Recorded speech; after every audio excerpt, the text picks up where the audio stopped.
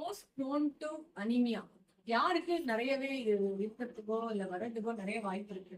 யார் இதுல ரொம்ப பாதிக்கப்படுறாங்க அப்படின்றது நமக்கு கண்டிப்பா தெரியணும். மால் நரிஷ்டு பேஷன்ஸ், சரியான ஊட்டச்சத்து எடுத்துக்காத பேஷண்ட்ஸோ இல்ல நோயாளிகளோ இல்ல அந்த குழந்தைகள் பெரியவர்கள் அவங்களுக்கு வந்து இது வந்து ஆரம்ப ஆரம்ப காலத்துல இருந்துமே இருக்கும். அவங்க வந்து என்ன சொல்றாங்க, வாழ்நாள் ஃபுல்லாவே அவங்க வந்து அனிமியாவே இருந்து அதுக்கான எந்த சப்ளிமெண்ட்டும் அவங்க கொடுக்க முடியாமயே அவங்களுக்கு வந்து அவங்களோட வாழ்நாள் வந்து கழிஞ்சிடும்.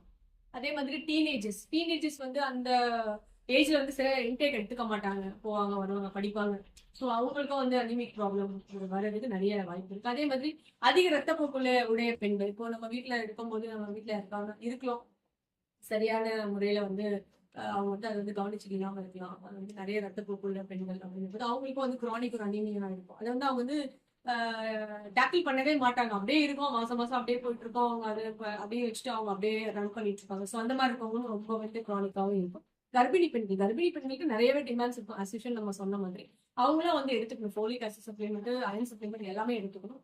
அதே மாதிரி சிலவங்களுக்கு வந்து இன்டர்னல் ப்ளீடிங் நிறைய இருக்கு.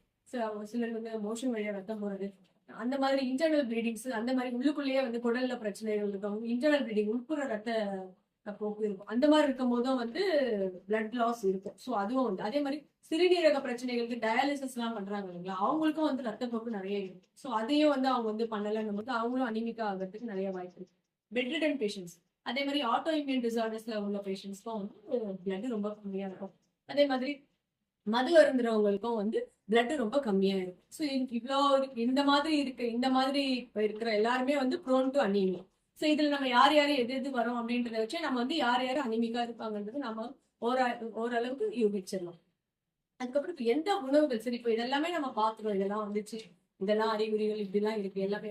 இதை என்ன பண்ணலாம், எப்படி தடுக்கலாம், என்ன சாப்பிடலாம், சரி என்னதான் சாப்பிடலாம் அப்படின்னு என்ன சாப்பிட்டா நமக்கு வந்து ரத்தம் வந்து அதிகமாகும், ரத்தம் ப்ராப்ளம் இல்லாம இருக்கும். ஸோ ரத்த சோகையை நம்ம வந்து போராடி ஜெயிக்கலாம் அப்படின்னு நம்ம யோசிக்கும் போது கண்டிப்பா வந்து இப்ப நீங்க நான் வெஜிடேரியனா இருந்தீங்க அப்படின்னா, அதாவது கறி மீன் அந்த மாதிரிலாம் சாப்பிடுறவங்க அப்படின்னா, கறி சாப்பிடும்போது நீங்க வந்து கறியா எடுத்துக்கிறத விட ஈரல் அந்த மாதிரி எடுத்து நீங்க சமைச்சு நீங்க சாப்பிட்டீங்க அப்படின்னா வந்து உங்களுக்கு பிளட் வந்து நல்ல ஈரல், மண்ணீரல், கல்லீரல், ஸ்பிளீன் இதெல்லாம் வந்து நீங்க வந்து சமைச்சு சாப்பிடும்போது நமக்கு வந்து அது அந்த ஒட்டு அப்படின்னு சொல்லுவாங்க இல்லையா, அந்த மாதிரி இருக்கிறது சுவர் ஒட்டி அப்படின்னு சொல்லுவாங்க பாருங்க, அதை வந்து நீங்க வந்து சமைச்சு சாப்பிடுங்க. வீக்லி ஒன்ஸ் ட்வைஸ், இல்ல வந்து லேடிஸ் இருக்காங்கன்னா ரெகுலராகவே வந்து ஒரு 2 days ஒன்ஸ் அந்த மாதிரி எடுத்துக்கிட்டீங்கன்னாலுமே உங்களுக்கு வந்து பிளட் வந்து உங்களுக்கு நல்லா வந்து உருவாக ஆரம்பிச்சிடும்.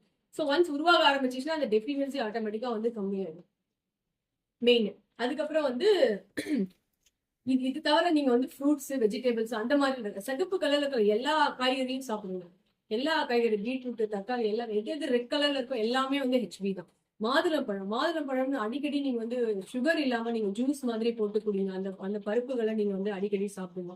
அதே மாதிரி சர்க்கரை வள்ளிக்கிழங்கு வரும்போது அதுலயும் உங்களுக்கு வந்து அனிமிக்க வந்து இப்ப எதிர்க்கிற அந்த ஒரு விஷயமும் ஹெச்பி இன்க்ரீஸ் பண்ற அந்த ஒரு சக்தியும் அதுல இருக்கு. அதே மாதிரி ஸ்ட்ராபெரிஸ் தக்காளி டேஸ்ட்ல அதுவும் நீங்க வந்து நிறைய எடுத்துக்கணும். அதே மாதிரி நம்ம வந்து கேஷ்யூஸ், பாதாம், ஆல்மண்ட், கேஷ்யூ, ட்ரை ஃப்ரூட்ஸ்ல உலர் திராட்சைகள் இதுல எல்லாம் வந்து நிறையவே இருக்கு. வால்நட் இதுல எல்லாம் நிறைய இருக்கு. ஸோ இதெல்லாம் உங்களால வாங்க முடியும்னா வாங்கி சாப்பிடுங்க. இல்லைன்னா வந்து நம்ம வந்து காய்கறிகள், பழங்கள்லயே நம்ம வந்து அதை டேக்கிள் பண்ணலாம். பப்பாளி பழம் நிறைய சாப்பிடணும். ஸோ இந்த மாதிரி நிறைய இருக்கு. அதே மாதிரி நீங்க வந்து சிக்கன் சாப்பிடுங்க. சிக்கன்ல கொஞ்சம் போன்ல ஸ்கின்லெஸ் சிக்கன் எடுத்துக்கோங்க. சால்மன் ஃபிஷ்னு ஒரு ஃபிஷ் இருக்கு. ஸோ அதையும் நீங்க சாப்பிடலாம். இதெல்லாமே வந்து ஹெச்பிக்கு ரொம்ப ரொம்ப ரொம்ப நல்லது. எக்கு சாப்பிடுங்க, டெய்லி முட்டை சாப்பிடுங்க. அப்புறம் ரத்தக்கறி கிடைச்சதுன்னா சாப்பிடுங்க. ஸோ இதெல்லாம் வந்து சொல்லியிருக்காங்க. இதெல்லாம் நம்ம வந்து இப்ப சாப்பிடும்போது நமக்கு அனீமிக்கை எதிர்த்து நம்ம போராடுற சக்தி வந்து உடம்பு தானாவே வந்து எடுத்துக்கும். இது தவிர வந்து நீங்க வந்து எது சாப்பிடக்கூடாது அப்படின்றது கொஞ்சம் தெரிஞ்சுக்கோங்க. எது மெயினா அப்படின்னு நம்ம பார்க்கும்போது டீ காஃபி வந்து கொஞ்சம் அவாய்ட் பண்ணிடுங்க. டீ காஃபில வந்து அந்த உங்களுக்கு அந்த காஃபில இந்த கெஃபைன் இதெல்லாம் இருக்கிறதுனால நமக்கு வந்து அது வந்து கொஞ்சம் அப்சார்ப்ஷன் எல்லாம் நமக்கு கம்மி பண்ணிடுது. ஸோ நமக்கு வந்து ஹெச்பி. அதே மாதிரி பால் ஏன் வேண்டான்றீங்க அப்படின்னா, பால்ல கால்சியம் அதிகமா இருக்கும், ஆனா அயன் கம்மியா இருக்கு. ஸோ பாலை வந்து அதிகமா நம்ம எடுத்துக்கும் போது நமக்கு வந்து ஆட்டோமேட்டிக்கா அயன் டெஃபிஷியன்சி வந்துருக்கும். இப்போ குழந்தைங்களுக்கு கூட வந்து அவங்களோட பல் வளர்ந்ததுக்கு அப்புறம் ஏன் வந்து வீனிங்க்கு அப்புறம் வந்து பாலை நிறுத்தணும் அப்படின்னா வந்து கண்டினியூஸ் இன்டேக் ஆஃப் அந்த மில்க்னு வரும்போது அம்மாவோட மில்க் அப்படின்னாலுமே வந்து அயன் டெஃபிஷியன்சி தான் அந்த குழந்தை போடும். இது தெரியாம நிறைய தாய்மார்கள் என் குழந்தை பால் ஊற்ற மாட்டேங்குது, நான் கண்டினியூஸா கொடுத்துட்டு இருக்கேன் அப்படின்னு சொல்றேன். அது மிகப்பெரிய தவறு. ஒன்ஸ் அதுக்கு பல்லு வளர ஆரம்பிச்சுட்டாலே அது வந்து நீங்க வந்து சாலிட் ஃபுட் வந்து கொடுக்க ஆரம்பிச்சிடணுன்றதுக்காக தான் இயற்கையா வந்து 9 மாசத்துலயோ இல்ல 8 9 மாசத்துலயோ உங்களுக்கு பல் வளருது. ஸோ அது தெரியாம நிறைய பேர் வந்து பாலே நிறுத்திடணுமான்னு நான் சொல்ல வரல. பால் கொடுங்க, பட் அதிக அளவுல அதையே வந்து பிரதான உணவா கொடுக்காதீங்க அப்படின்னு தான் சொல்றேன். ஒரு நேரம் கொடுத்துக்கிறீங்க, 2 நேரம் கொடுக்குறீங்கன்னா நல்லா இருக்கும். கால்சியம்க்கு அது நல்லா இருக்கும். ஆனா வந்து அயன் வந்து கிடைக்காது. அதையும் நம்ம வந்து பேலன்ஸ் பண்ணி நம்ம குழந்தைகளுக்கு கொடுக்கணும். அதுக்கப்புறம் நம்ம வந்து வெண்ணெய், பால் பொருட்கள் இதெல்லாம் கொஞ்சம் எடுக்கும்போது நிறைய எடுக்கும்போது இந்த மாதிரி அதே மாதிரி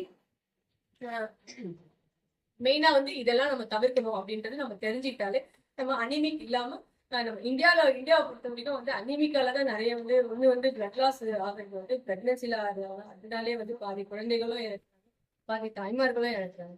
அதனால வந்து அதெல்லாம் இல்லாம இருக்கணும் அப்படின்றது நம்மளோட வாழ்வியல் மாற்றங்களை வந்து நம்ம வந்து இந்த மாதிரி உணவுப் பொருட்களை நம்ம வந்து கொண்டு போறோம் அப்படின்னும் போது நமக்கு அந்த ரத்த சோகை இல்லாத ஒரு இதை வந்து நம்ம மனிதர்களை வந்து இல்ல ஒரு நல்ல ஒரு ஜென்ரேஷனை நம்மளால உருவாக்க முடியும். இதையே வந்து நம்ம ஆயுர்வேதத்துல பார்க்கும்போது என்ன சொல்லிருக்காங்கன்னா பாண்டு ரோகம் அப்படின்னு சொல்றாங்க. ஆயுர்வேதத்துல என்ன சொல்றாங்கன்னா வாதம், பித்தம், கஃபம் இது எல்லாமே வந்து இம்பேலன்ஸ் ஆயிடுது. மிருத்பக்ஷஜன்ய பாண்டு அதாவது மண்ணு சாப்பிடுற அளவுக்கு வந்து கூட வந்து அனிமிக்ல வந்து வெரைட்டிஸ் இருக்கு அப்படின்னு சொல்லி வந்து ஆயுர்வேதத்துல சொல்றாங்க.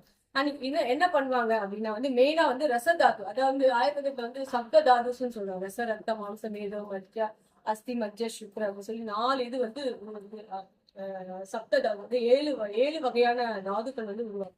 அதுல மெயினே வந்து ரசதாது. ரசதாது நம்மளுக்கு எப்படி உருவாகுது அப்படின்னா நம்ம என்ன சாப்பிடுறோமோ, நம்ம என்ன பழகுறோமோ அது வந்து ரசதாது. அந்த தாது ஒழுங்கா உருவாகல அப்படின்னும் போது மத்த 6-7 தாதுக்கள் வந்து உருவாகாது. அப்ப பாண்டு ரோகத்துல அதுதான் நடக்குது. சோ அதை நம்ம வந்து உருவாகிறதுக்கு என்ன பண்ணணுமோ அதை நம்ம கண்டிப்பா பண்ணணும். அப்போ நம்ம அதுக்கு ஏத்த மாதிரியான வந்து மருந்துகளும் சரி, நம்ம வந்து உணவு முறைகளையும் சரி நம்ம கண்டிப்பா எடுத்துக்கணும். ஸோ ஒன்ஸ் வந்து நம்ம வந்து அனிமிக்கு வந்து நம்ம சரியா நம்ம ட்ரீட் பண்ணல அப்படின்னா அடுத்தடுத்த நோய்கள் நமக்கு வந்துட்டே இருக்கும். ரத்தம் தான் எல்லாத்துக்கும் மூலம். அது போக நம்ம மெடிசன்ஸ் என்ன எடுத்துக்கலாம் அப்படின்றதையும் நம்ம ஆயுர்வேதத்தை சொல்லியிருக்காங்க. நம்ம வந்து நவயாசம், யோகாசம், நவயாசம், யோகம்